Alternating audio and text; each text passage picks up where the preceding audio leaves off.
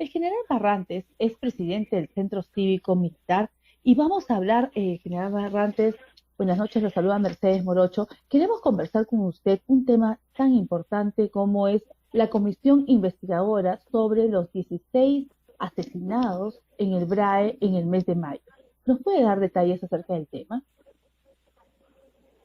Ya, ¿qué tal, Mercedes? Nuevamente te reitero mi saludo por tu intermedio a toda la audiencia de Onda Digital Televisión. Bueno, en realidad hay que saludar de que esto sea el inicio de lo que sería más adelante la clarificación de los acontecimientos con que hemos venido midiendo los riesgos en el Perú. Fíjese, desde el año 2003 en México se reúnen los países de América en general, todos, ¿y con qué finalidad? Para determinar cómo debe denominarse los riesgos en América Latina, en América en general. Y estos riesgos se denominan, cuando implica todo el Estado-nación, se denominan amenazas. Cuando ese riesgo implica a un determinado sector, se llaman preocupaciones. Y cuando estos riesgos no lo puede controlar y se presentan en forma inopinada, como los terremotos, las inundaciones, se llaman desafíos que tiene el Estado para poder enfrentarlo. Eso se plasma en una directiva del año 2003 y se determina una serie de riesgos que implican a toda América, como es el narcotráfico, la corrupción, el crimen organizado transnacional, y los delitos conexos del narcotráfico, como son lavado de activos, la trata de personas, las migraciones, ideologías que afectan. En ese entonces, en 2003, estaba pues el socialismo del siglo XXI y era supuestamente una amenaza para algunos países. Y también hablaban de la subversión y el terrorismo, porque en ese momento en Colombia había las FARC, y en el Perú no se había definido aún todavía cuál era el real problema del Perú. En 2018, ya la Dirección Nacional de Inteligencia del Perú, la DINI, establece que la principal amenaza del Estado peruano es la corrupción. Le sigue el narcotráfico, el crimen organizado, dentro del narcotráfico, lavado de activos y todos los delitos conexos. Y luego sigue la inseguridad ciudadana y considera menudamente subversión y terrorismo. En el Perú no hay subversión ideologizada desde los años 80.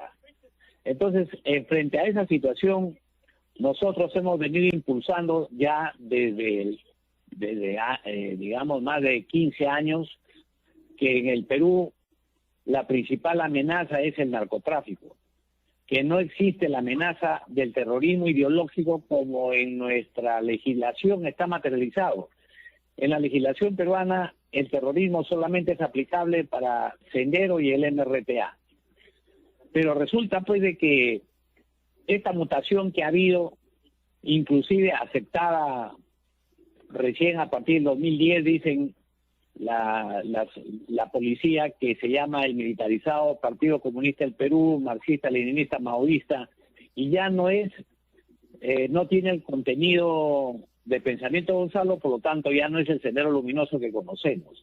Así lo han definido, pero lo que nos llama la atención que en forma mediática se acuse a todo aquello que tiene que ver con la violencia como senderista.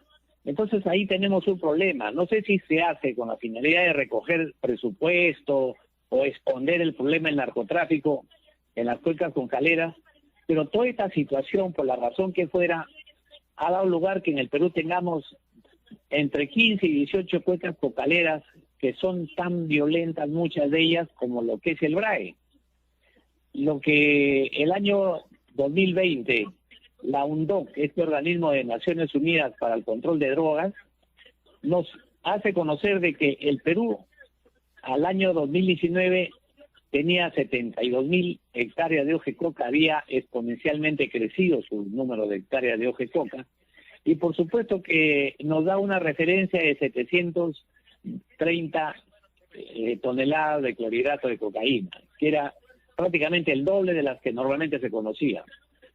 Pero nosotros en nuestras investigaciones hemos encontrado que la producción por cada hectárea de hoja de coca aproximadamente se recogen cerca de 40 kilos de clorhidrato de cocaína. Entonces lo que haría un total de 2.800 toneladas métricas aproximadamente, ¿no? Y picos.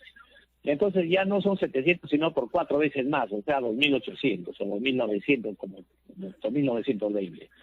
Pero eso que nosotros sabemos que con la pandemia se ha reducido o se han restringido las incautaciones de insumos químicos, se han restringido la eliminación de hectáreas de hoja de coca, erradicación de hoja de coca se ha restringido porque no ha habido mucho movimiento, de tal suerte que nosotros consideramos que para este año deben haber unas 100.000 toneladas, 100.000 hectáreas de hoja de coca, por lo tanto cerca de 4.000 toneladas. Entonces, esto que estamos hablando ha motivado la presencia de todo tipo de delitos, ¿ya? Es decir, han venido delincuentes de toda naturaleza porque con el narcotráfico es una locomotora donde se cuelgan una serie de delitos, el crimen organizado transnacional, el sicariato, el lavado de activos, inclusive violación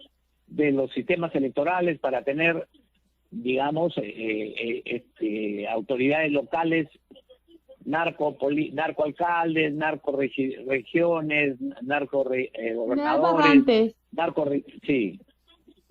Una consulta Sí, le escucho. sobre el tema de los asesinados en Irbray en el mes de mayo. ¿Usted le puede atribuir esto al narcoterrorismo, al terrorismo, delincuencia común? Aquí tenemos que definir que este problema se debe al narcotráfico, pero en términos de definición fría de los acontecimientos, todo lo que hace y causa temor de la forma brutal que han sido muertas estas personas, ese es un acto terrorista. Pero como le digo, el defecto de nuestro sistema jurídico es que cuando hablamos de acto terrorista nos estamos refiriendo al Sendero o al MRTA. Pero estos actos que esa gente que hoy día que se ha convertido en una de firma, están transitando a ser cartel, eso es un acto terrorista porque ha causado terror en las personas sin contenido ideológico. En este caso, por información que lo difundimos oportunamente, se habría producido por solamente 3 personas, 3 venezolanos, dos de ellos armados con fusiles Galil, y mataron a las 16 personas de una manera tan brutal, ¿ya? Y el resto, ahí viene la parte que hay que investigar. ¿Por qué es que en lugar de los hechos aparecen burdos panfletos que habla de un contenido ideológico? Después aparece un audio hablando una tal camarada que habla, pero todos esos hechos, coincidentemente, aparecen justo el mismo día en donde se llevaba a cabo el debate técnico para los equipos que conforman, digamos, los equipos técnicos que conforman las diferentes fuerzas o las 2 fuerzas que competían en este caso en la segunda vuelta. Entonces, para nosotros, y como ya sabemos que en política no hay casualidades, estos acontecimientos entonces hay que investigarlos. Y yo saludo que eso sea así, porque eso también debe obligar, de otro lado, a que la Dirección Nacional de Inteligencia, que es el órgano rector, el que nos dice cuáles son las amenazas, preocupaciones y desafíos del Estado peruano, también empiece a sincerar la verdadera y real situación que hay en el Perú.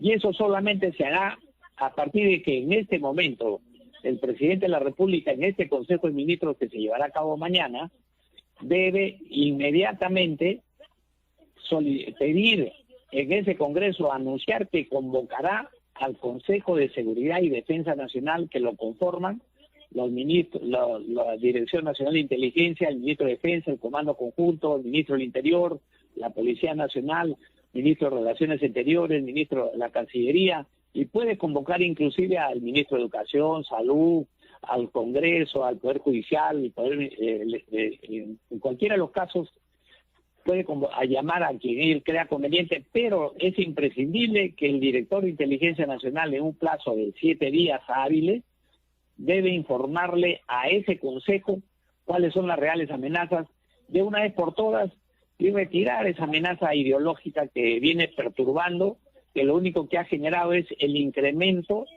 de hectáreas de hoja de coca, el incremento en la producción de clorhidrato de cocaína, y hemos hecho de que la seguridad en el Perú sea un riesgo alto. Por eso es que la inseguridad ciudadana es incontrolable por nuestra Policía Nacional. No tiene la capacidad de controlar con los efectivos que tiene. No los tiene actualmente, ¿no? Efectivamente, sí, una gran verdad la que dice usted. General Barrantes, acaban de aprobar una moción para investigar los primeros días del gobierno de Castillo. ¿A usted qué le parece? ¿Es una moción demasiado temprana? ¿Han debido esperar al menos al mes, algunos días? ¿O es que ya debería evaluarse? Mira, lo que ocurre es que si estamos mirando que los grupos que no han querido aprobar la moción para investigar los crímenes producidos el 28 de mayo en el BRAE, son quienes: Fuerza Popular, Alianza para el Progreso, Renovación Popular, el partido de Avanza País, que son prácticamente los partidos vinculados a la extrema derecha. Se han resistido a esta situación. Entonces, que aprueben una moción para investigar los primeros 10 días del gobierno, en realidad suena a chiste, es ridículo. Ridículo porque ni siquiera se han elegido, ni siquiera se han cambiado a todos los integrantes de los sectores, llámese a los viceministros, a las direcciones generales, están recién asentándose, porque ya nos hemos olvidado que la transferencia aún no había terminado, porque no se va a hacer la transferencia en 2 o 3 días, y la transferencia es una actividad que la exige la Contraloría General de la República. Inclusive, esta transferencia debe culminar hasta después de haberse postergado, de haberse elegido los nuevos ministros. Entonces estamos viendo, yo le hablo por el sector defensa, continúan los viceministros, continúan todo igual. O sea, lo único que ha cambiado es al ministro. ¿Por qué? Porque, como les repito, es muy corto el tiempo que ha habido para la transferencia. Estamos hablando de 2 o 3 días, el lunes 26, 27 y 28. O sea, estamos hablando de 2 a 3 días. Entonces, eso relativamente lo que define es que hay una voluntad obstruccionista, perturbadora del Congreso para que el gobierno pueda sentarse, pues muy apresurado. Ya es ridículo eso, sí, suena ridículo todo esto, ¿no? General Barrantes, le agradecemos mucho la participación en el programa y en una próxima oportunidad estaremos tratando más temas, sobre todo la coyuntura nacional, ¿no?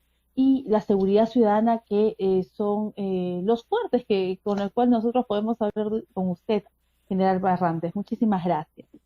Muchas gracias también. Buenas noches. Muy buenas noches.